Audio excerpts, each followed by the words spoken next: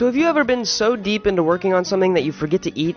Like maybe a project you were working in for school or your job once? Maybe even so deep in the work that you forgot to use the bathroom, or at least put it off until there's a terrible burning sensation, and if you put it off any longer you might just get a urinary tract infection. No, but seriously, in this video we're going to be talking about how to be so happy that time, or at least your perception of it, stops.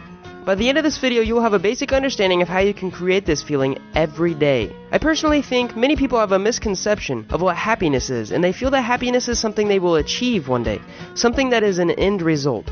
Once I buy this amazing house, once I get a new phone, once I get that raise. Happiness is actually a feeling perceived by our brains and is experienced in the process of doing something. And I think this is where many people go terribly wrong finding happiness. You have to be happy working for your paycheck, or you'll never be happy with your paycheck. The author of this book, Mihaly Csikszentmihalyi, says that to be happy doing work, we have to enter flow. And I will be going over some of the topics with my friend over at Lonely Buccaneer. Flow might just be the answer of why some people enjoy a happy and creative existence, while others are just miserable and find themselves settling for a comfortable but frustrating life. This book was written in 1990 and explores a state of mind where the human being is completely immersed in an activity. To write this book, the author interviewed many artists and pro athletes about their feeling when they're working on their craft. They all describe a state of mind that leads them to engage in their interests in such a way that one composer said, he feels like he doesn't exist. How stunning is that? And he feels like he just sits there in a state of awe and wonderment, and the music just flows out of him.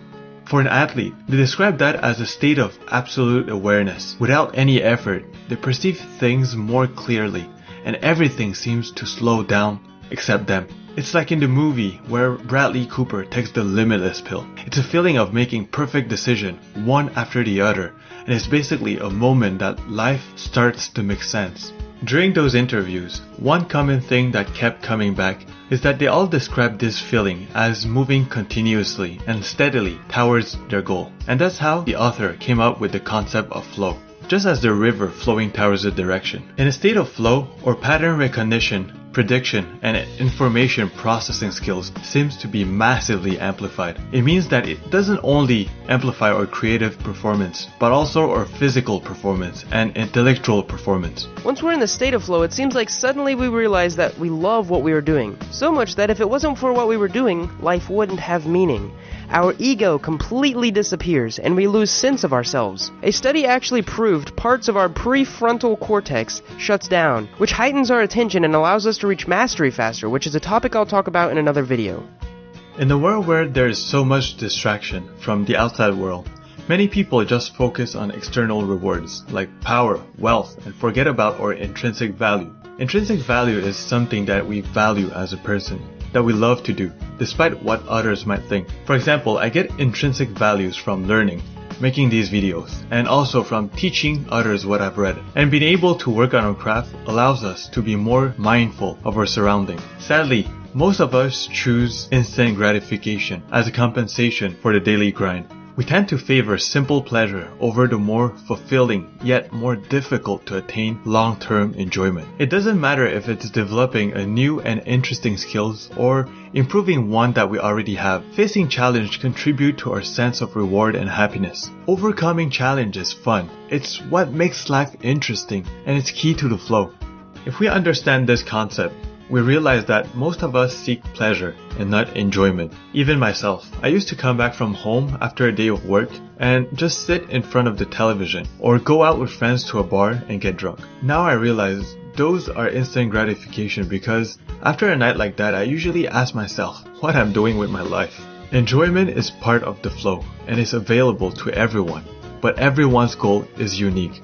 So now that you have an idea of what flow is and why we need it, I'm going to give you some basic understanding of the author's research and what he thinks it takes to achieve this awesome state of mind.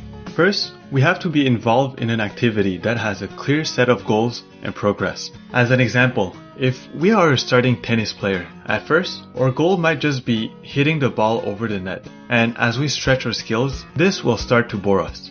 Eventually, we might want to play against someone. And where I'm trying to get at is that we have to have a clear goal in mind, which is being able to play a match. But We also have little goals like hitting the ball over the net, then being able to perform an exchange, and finally, play a match. Second, the task must have a clear and immediate feedback. Like surgeons, there are people who perform skillful operation. They can have immediate feedback. For example, when they are doing an incision to remove a disease on an organ. Based on the amount of blood, they know if they're performing the procedure correctly, or the unfortunate feedback that they aren't.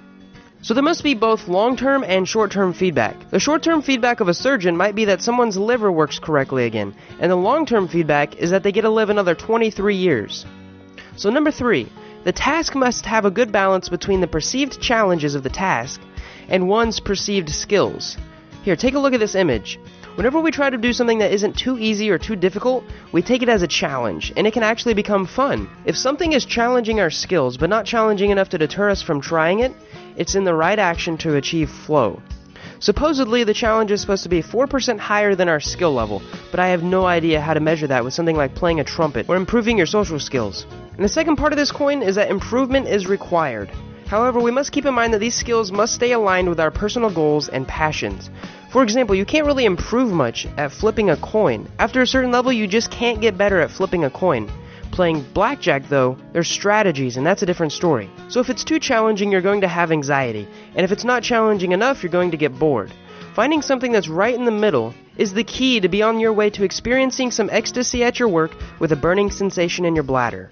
This state of heightened focus can be achieved anywhere, like in school, law, medicine, business, sports, art, and every other activity you can think of. Just needs to respect the conditions. You could even achieve flow weaving baskets together if your heart desired, or if you were truly passionate about creating some challenging wicker baskets.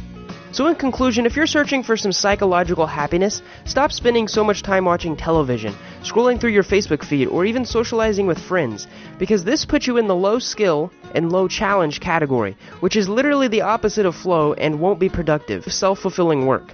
It's okay to do these things as a refresher, but making them a go-to default state of mind is not healthy. Fill your life with meaningful yet challenging work, and you'll look back on your life saying, "Where did all the time go?" with a smile and an amazing life, instead of a regretful frown and useless activities. I'd like to thank Practical Psychology for this opportunity. So I'm the Lonely Buccaneer, and I had a lot of fun doing this collaboration, as we were both super excited and passionate about this topic. So if you like my voice and want to check out more of my videos, hop over to my channel, in this annotation or in the link in the description below. Otherwise, subscribe to Practical Psychology for more great videos like this one, and I hope you guys enjoy.